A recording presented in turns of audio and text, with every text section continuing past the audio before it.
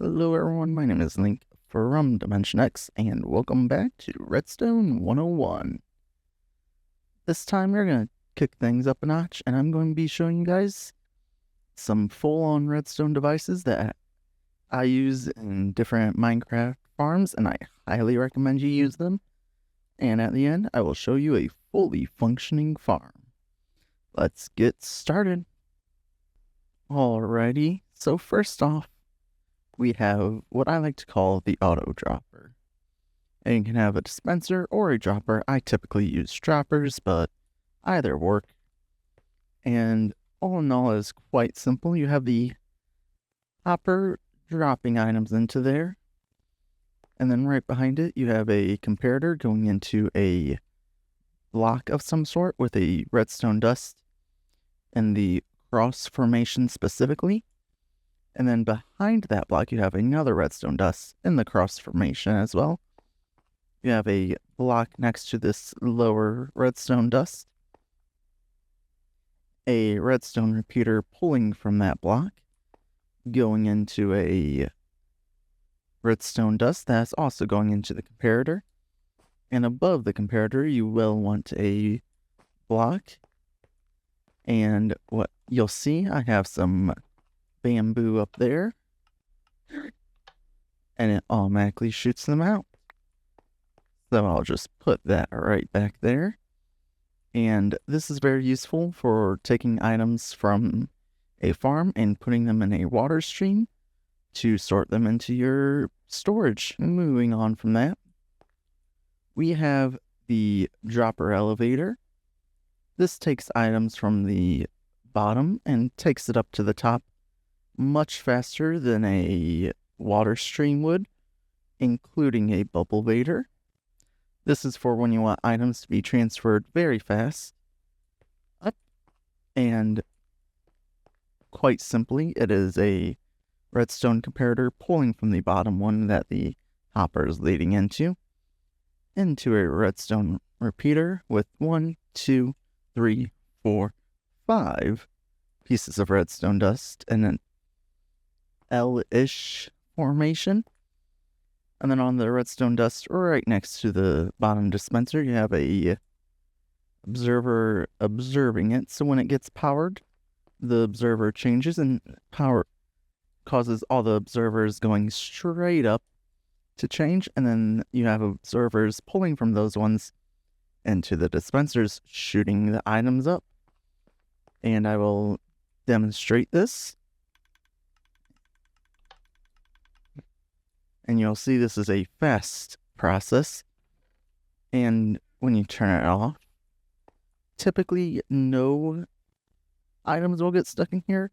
However, if you're on a chunk border, it could glitch a little bit, and so it can get stuck.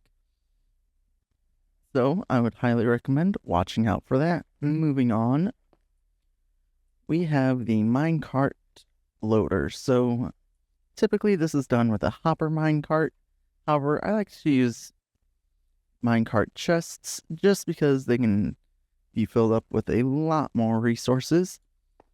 I use this typically for big smelters, like if I have over 100 smelters to smelt items, I will use this to load it up. You have what is this called? A detector rail. I don't use rails all that often other than this. You're pulling a comparator from that and comparing it to a chest with however many items you want, or how many items create the signal strength you want. So this is a signal strength of, I believe, 1, maybe 2. I think if I add one more, it goes up to 2. But coming from the comparator, you have a redstone dust going into a target block with a redstone torch on top, which is powering a piston, a sticky piston, I should say, with a fence attached to it.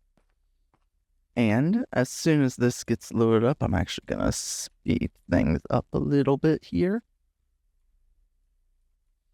And as soon as the items match, that will go. And you'll see that even though this moves back immediately, the chest can still come up and land right here as if that block wasn't there. However, it still gets stuck, so it will still wait until loaded. And it didn't unload completely just because I have a couple hoppers here just to make sure that it didn't get stuck. Moving on from that, we have an actual farm that I decided to throw in here just because this is its own little redstone device right here. This can be used for bamboo or sugarcane. I typically use it for sugarcane. If you're going to do that, I recommend having stairs like this, and you have waterlogged them on the inside. And simply put, what happens, and I'm going to try to simulate this real quick with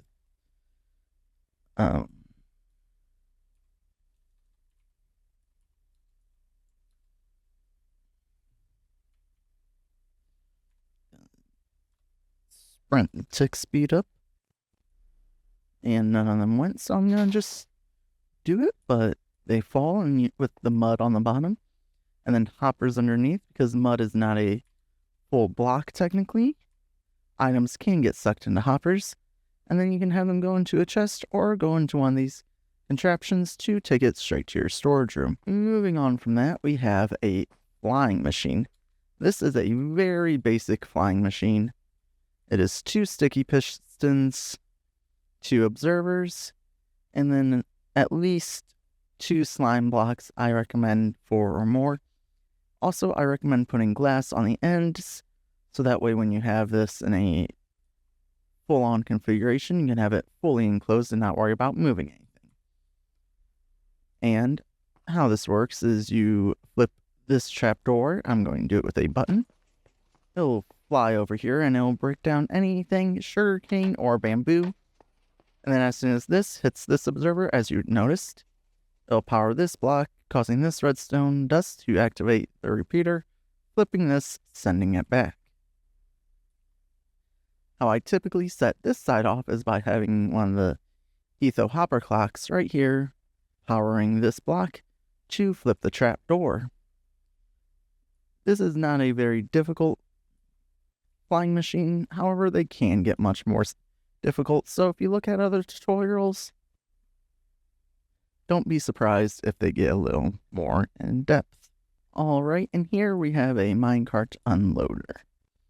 This is done very simply by taking a minecart, having items in it. It'll go over here onto this hopper, pulling the items, activating this redstone comparator, and depowering this block. And you will watch. You have a second powered rail right here just in case, so it stops above this. The comparator is going into a block with a redstone torch on the side. Above the redstone torch, you have another block, which is having its signal pulled by a repeater into this block, powering these powered rails. And as soon as all the bamboo is gone, this will repower these, and it can go back to collecting what it was collecting. This is very useful with working in tandem with the chest loader, or the minecart loader, I should call it. But that is not all. Moving on from that, we have the auto crafter. And I know what you're talking, well, that's just a block. Yes, technically the crafter is a block. This just automates that process a little bit more. So you can take something such as melon slices and put them in here, and then pull a signal from a crafter that with all of the blocks disabled. You pull that from through a comparator into another comparator into this crafter. That will go into a target block, which then goes into a redstone torch, into a repeater powering the block next to the crafter, allowing it to activate and craft whatever item it has. And I will flip this, and you will see as the melons load, only once it is full will it craft a melon. And all in all, this is a very simple way to make an auto crafter. This does only work for certain configurations. So if you're taking all of one item like redstone or glowstone to make their blocks, or melon slices or anything else. Same with iron and anything else that gets made from a single item into a block of 9 or 4. This will work with 4s though. All you gotta do is disable these ones and it'll only fill up those 4. Again, a very simple device. Now, let's look at all of them combined.